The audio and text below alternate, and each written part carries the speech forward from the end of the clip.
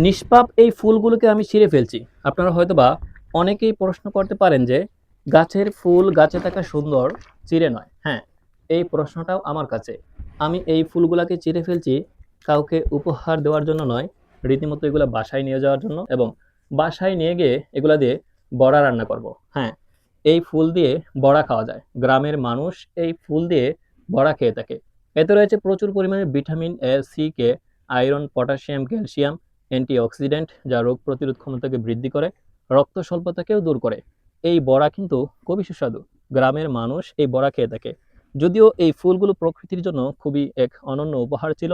এখানে দেখেন কত চমৎকার লাগছিল। কিন্তু নিষ্পাপ এই ফুলগুলোকে চিরে আমারও কিন্তু দুঃখ লাগছে। আপনাদের চাইতে ফুলের প্রতি, গাছের প্রতি মায়া কিন্তু আমার কম নয়।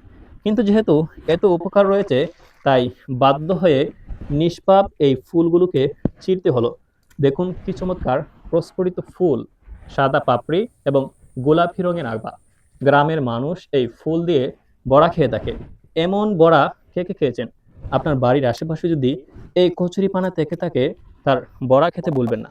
যদিও এই ফুল প্রকৃতির জন্য এক অনন্য উপহার, গাছে থাকাটাই তার সৌন্দর্য ছিল, কিন্তু যেহেতু এত উপকারিতা রয়েছে, তাই আমি নিষ্পাপ এই ফুলগুলোকে চিরতে বাধ্য হলাম। সত্যি দৃশ্যটা খুবই চমৎকার।